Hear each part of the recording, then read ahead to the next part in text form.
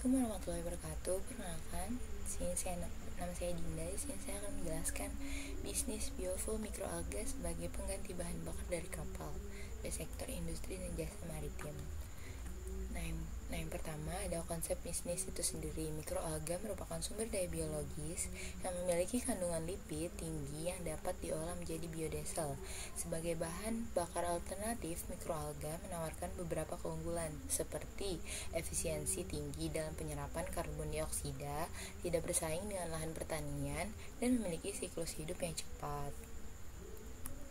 Nah, selanjutnya ada potensi pasar biofuel mikroalga sendiri tuh. Yang pertama itu bisnis biofuel dan mikroalga memiliki potensi besar terutama di negara-negara dengan garis pantai yang panjang seperti Indonesia.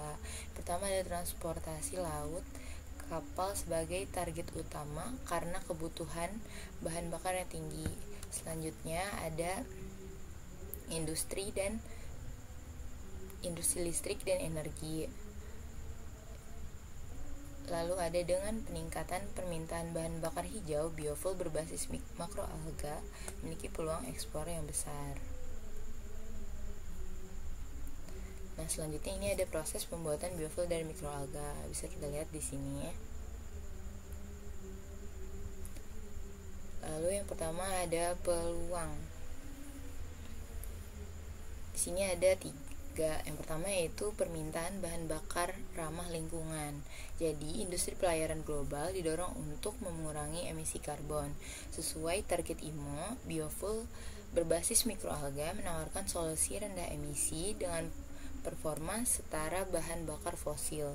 Nah, yang kedua ada sumber daya yang melimpah dan efisiensi produk tinggi. Nah, mikroalga dapat dibudidayakan di berbagai lokasi, termasuk perairan, laut, kolam buatan, atau limbah cair industri. Indonesia dengan garis pantai panjang, keanekaragaman hayati yang luas memiliki potensi besar untuk budidaya mikroalga. Lalu mikroalga dapat menghasilkan lebih banyak biofuel per hektar dibandingkan tanaman penghasil minyak lainnya, misalnya kelapa sawit. Mikroalga juga mampu menyerap CO2 yang membantu mengurangi dampak lingkungan secara keseluruhan. Yang terakhir ada dukungan regulasi, yaitu pemerintah dan organisasi internasional memberikan perhatian khusus pada energi hijau, termasuk insentif untuk bahan bakar berbasis bio. Lalu ada skema perdagangan karbo dapat menambah nilai ekonomi bagi biofuel mikroalga.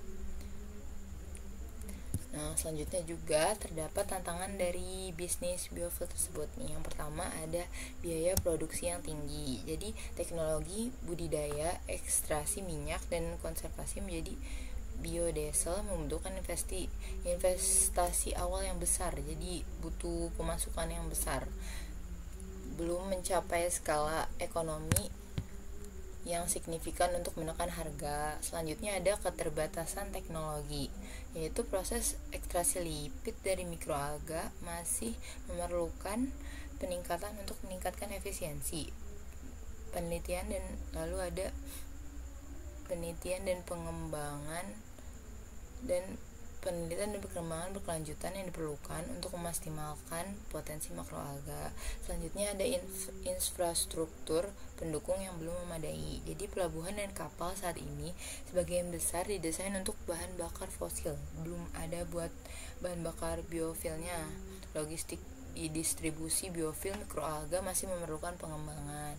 Yang terakhir ada bersaing dengan sumber bahan bakar lainnya. Jadi bahan bakar berbasis minyak kelapa sawit atau limbah organik lebih mapan secara komersial dibandingin biofuel mikroalga. Nah, selanjutnya ada strategi pengembangan bisnis di sini. Bisnis dari biofuel mikroalga ini. Nah, yang pertama ada penelitian dan pengembangan. Jadi di penelitian dan pengembangan ini yang pertama ada teknologi budaya, yaitu penggunaan bioreaktor fotobiologis untuk meningkatkan produktivitas mikroalga dan mengoptimalkan kondisi lingkungan seperti pencahayaan dan nutrisi untuk hasil maksimal. Yang kedua ada proses ekstraksi dan konversi, yaitu inovasi teknologi untuk menekan biaya ekstraksi lipid seperti metode berbasis enzim atau enzim, lalu mengembangkan katalis murah untuk proses transsektifikasi. Selanjutnya ada diversifikasi model bisnis. Yang pertama ada pemanfaatan limbah industri dan produk turunan. Nah, dari pemanfaatan limbah industri ini, mikroalga dapat dibudidayakan menggunakan limbah cair dari pabrik atau limbah rumah tangga, menekan biaya sekaligus mengurangi polusi. Selanjutnya ada kemitraan strategis, yaitu yang pertama kolaborasi dengan industri pelayaran dan kerjasama dengan pemerintah dan lembaga riset. Jadi uji coba biofuel itu mikroalga pada kapal komersil untuk membuktikan adanya kendala. Kemitraan untuk pengadaan bahan bakar dari skala besar. Nah, selanjutnya ada pengembangan infrastruktur. Yang pertama ada stasiun pengisian biofuel di pelabuhan, investasi pada fasilitas penyimpanan dan distribusi biofuel di pelabuhan strategis.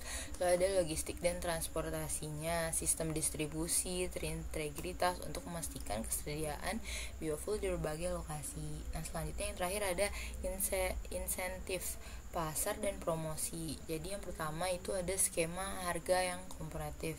Itu menghubungkan subsidi pemerintah dengan efisiensi operasional untuk menawarkan harga saing. Lalu yang terakhir ada kampanye keberlanjutan, yaitu meningkatkan kesadaran pelaku industri pelayaran tentang manfaat biofuel mikroalga terhadap lingkungan. Sekian presentasi yang saya sampaikan, kurang lebihnya mohon maaf. Assalamualaikum warahmatullahi wabarakatuh.